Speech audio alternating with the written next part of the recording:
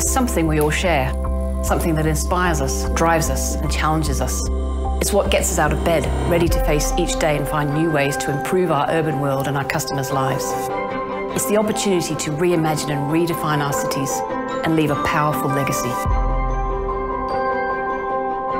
There's a shift happening. Boundaries are blurring. Work is no longer what we do between 9 and 5. Leisure is no longer confined to the weekends, and family time isn't neatly tucked away into the early evening and holidays. Digital interactions and physical connections are converging. Everything's intertwined.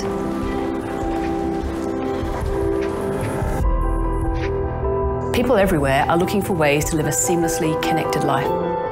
We want to live in more connected environments. We want to lead fluid lives where we can easily shift between working, caring, resting, shopping, volunteering, learning, and raising our families. We want to experience fuller, more rewarding lives, lived in our own way. For this to happen, the urban environment has to change. And this is why we're here. Reimagining and redefining our cities is what we do. It's our reason for being. We're a world leader in the creation and management of unique urban places. We're at the forefront of reimagining the way Australian city dwellers live, work, and shop. We're redefining the landscape and creating more sustainable, more connected, more fluid, more vibrant, and more striking urban environments. We're shaping the future, a future where families can spend more time together, where they can live and grow in nurturing surroundings. We're improving lifestyles for people by creating seamless environments where they can meet for work and for recreation. We're creating workplaces where collaboration and contribution are more important than office-bound presence. We're having a positive impact on our cities and our customers with our ambitious This Changes Everything sustainability agenda. We're creating award-winning places that people love, and all of us at Mirvac have the opportunity to contribute to the powerful legacy that we will leave behind. It's easy to see why we're an employer of choice when it comes to joining a passionate group of people who are creating and managing leading-edge urban environments.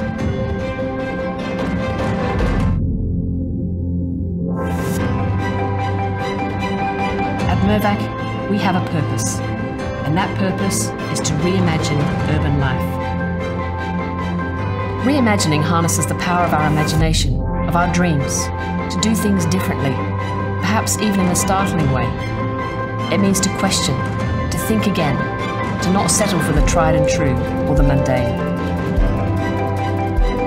We're not just creating assets or building buildings, we're providing new ways for people to live their lives in our cities. And we know that the only way we will bring this purpose to life is to harness the power of all of us.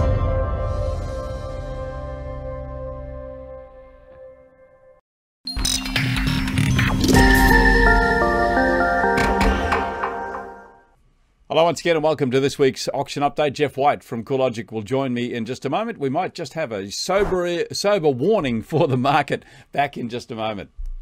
The real estate business is tough, and rising costs are making it harder to thrive. Did you know you can save up to 70% on your staff costs by outsourcing the low-value, repeatable tasks so your team can focus on growing your business? Beepo is an outsourcing provider focused on the real estate industry. With an English-speaking, tertiary qualified and fully trained team in the Philippines, Beepo will give your business the boost it needs to start growing and returning value to you. We can look after all of your low-value, repetitive administration work from our fully secure office. We provide comprehensive real estate-focused training and accreditation. The Beepo team is supervised by on-site management with finance industry standard security features. For more information, visit beepo.com.au.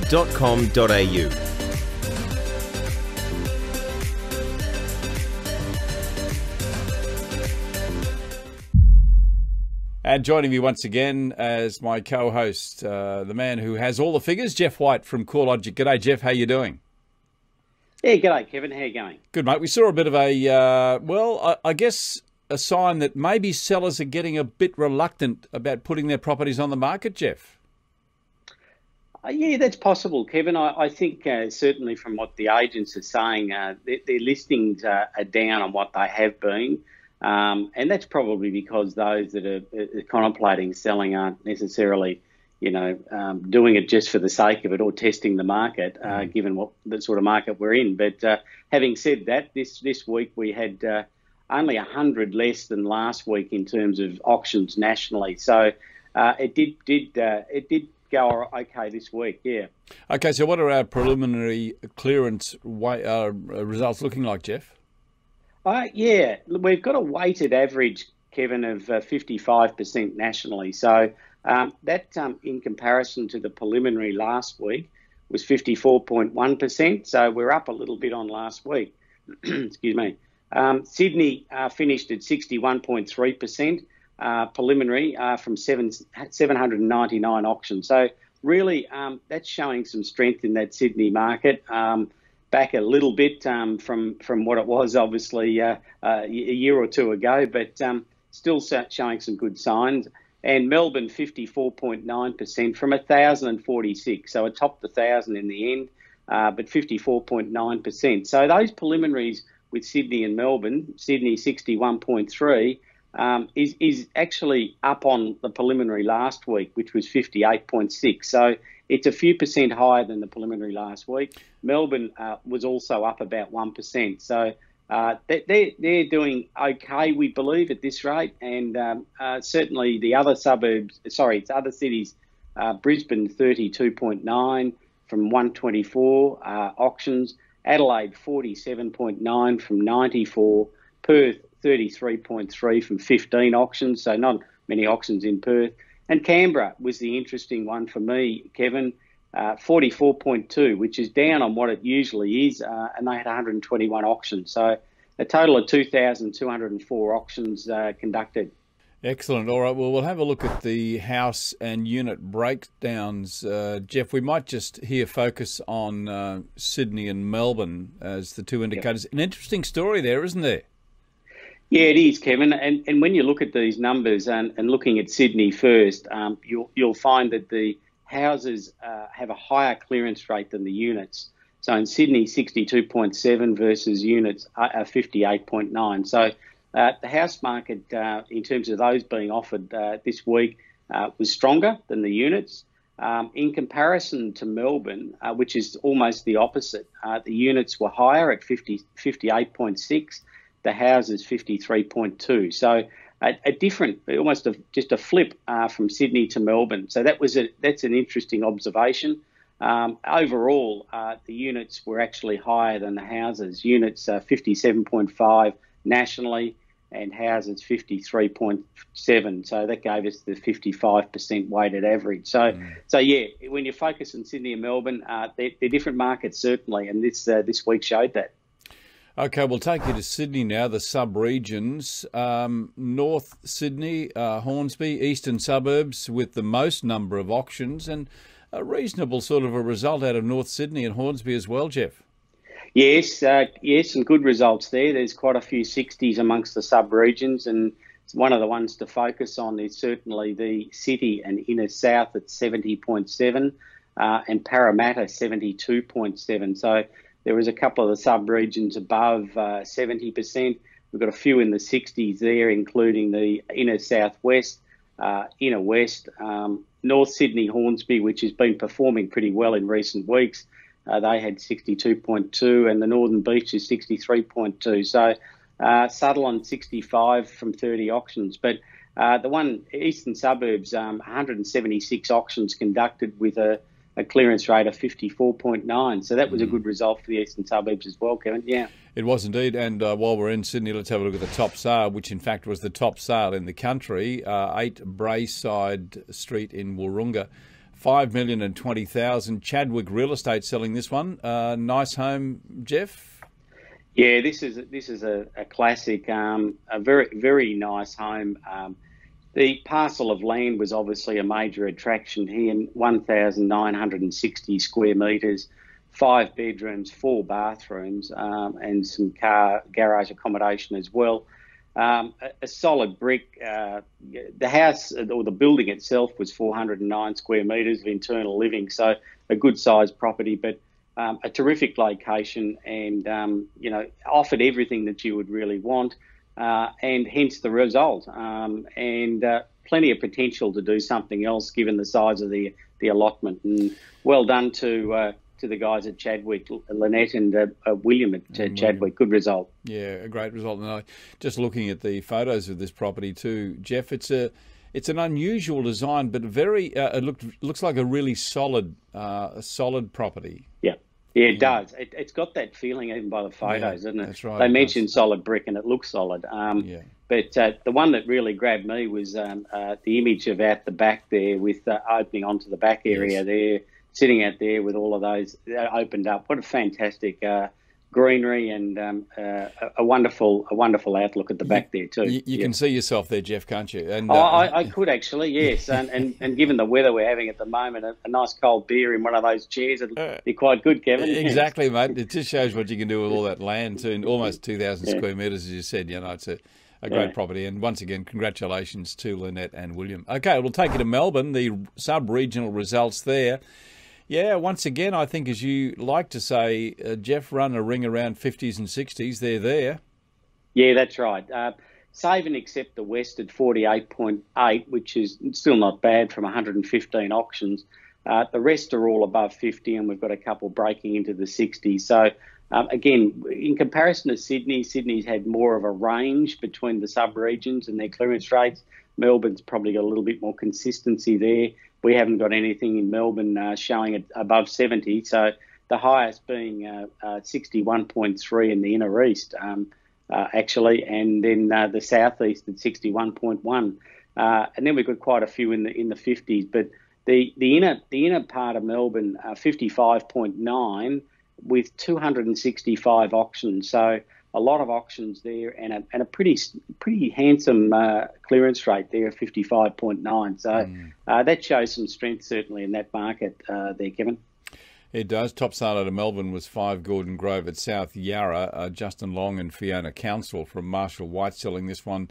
Price on this one was withheld, but I would imagine probably somewhere in the late 3 millions to early 4 millions would be around about where it is. Geoff, 613 square metres, 4 bedroom, 3 bathroom, 2 car. Once again, a great property.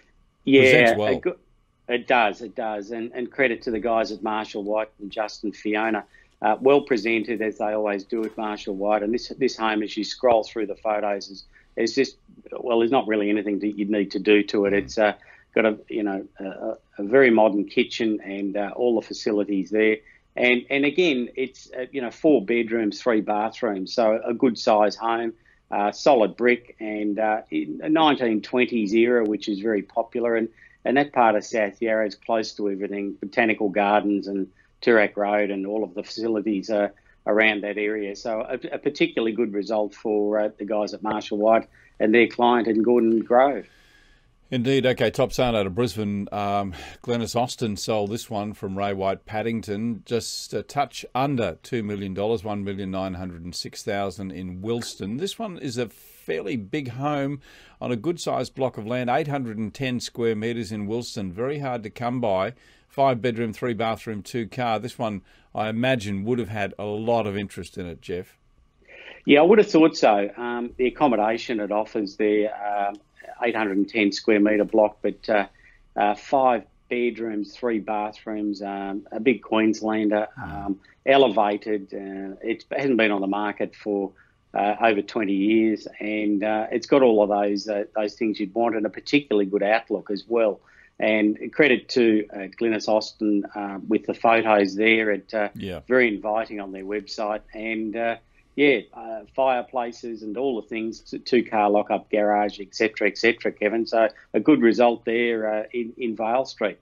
Everything you'd want. And Harris Real Estate out of Adelaide taking out the top sale in that state for Brigalow Avenue at Kensington Gardens, $1.5 million. Scott Moon selling this 4-bedroom home, 2 bathroom, 2 car on 1,110 square metres of land. So congratulations, Scott. Another great sale for you.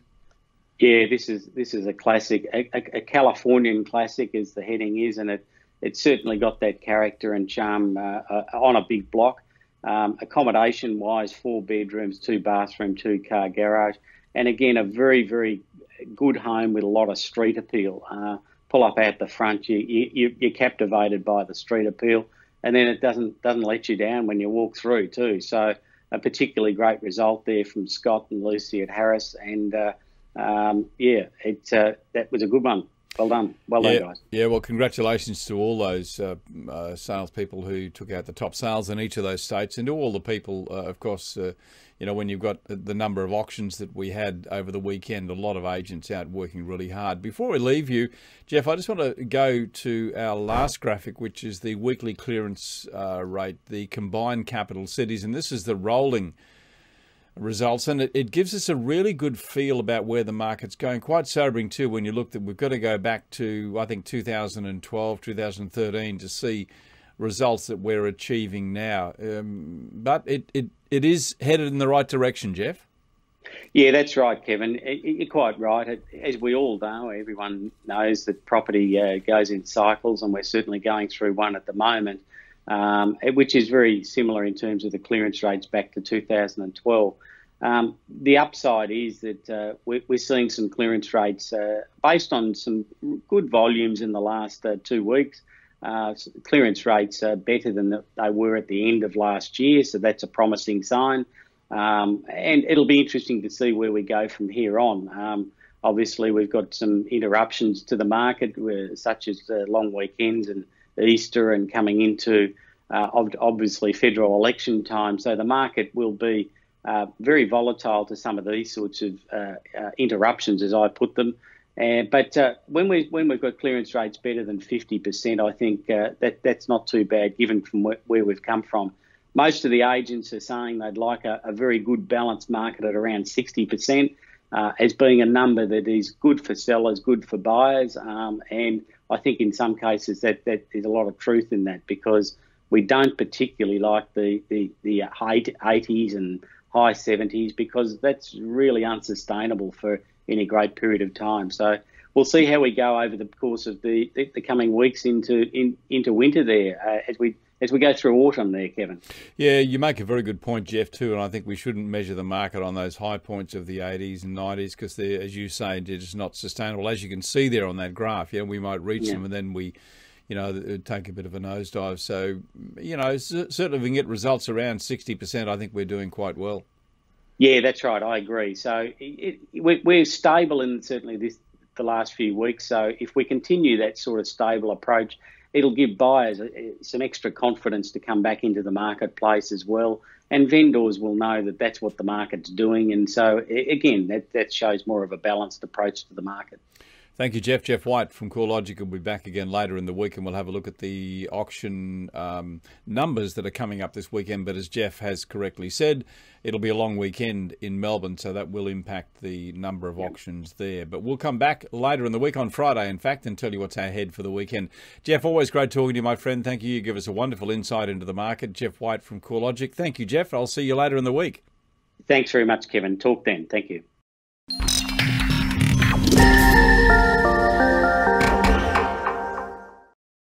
Roll call. Future marine biologist. I'm here. Aspiring songwriter. Here.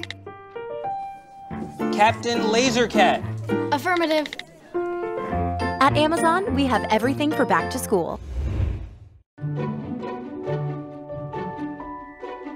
Mirvac has been reimagining urban life since 1972. It started with 2 men from Sydney, Robert Bob Hamilton, a real estate agency owner, and Henry Pollock, an architect and builder.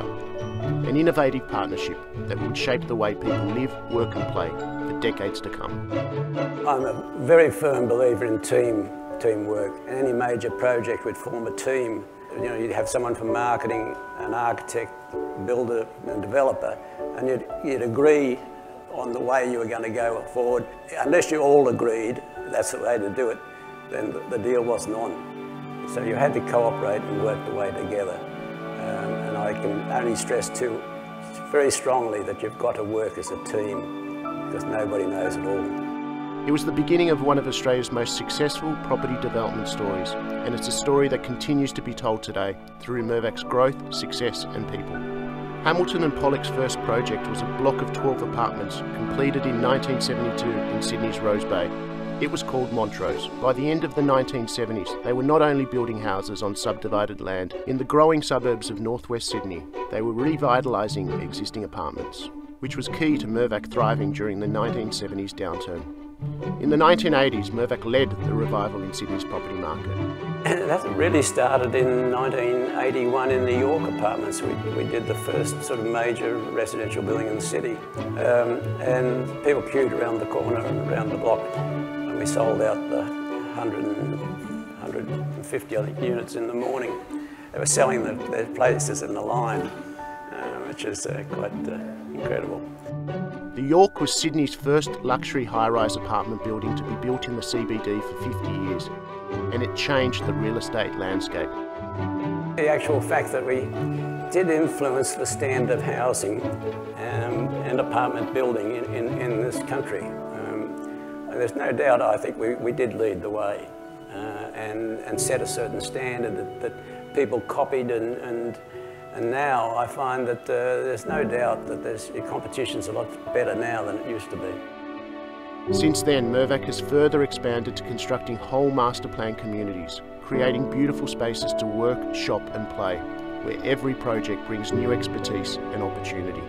I was fortunate enough at the start of my career to work with the two founders of Mirvac, being Bob and Henry. You know, a very small company back then, but you know, we worked on some amazing projects in the early years. Projects like Newington or the Olympic Village, Walsh Bay here in Sydney.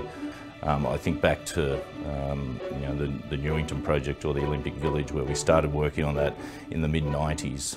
We literally worked out of the back of a garage in Woolloomooloo.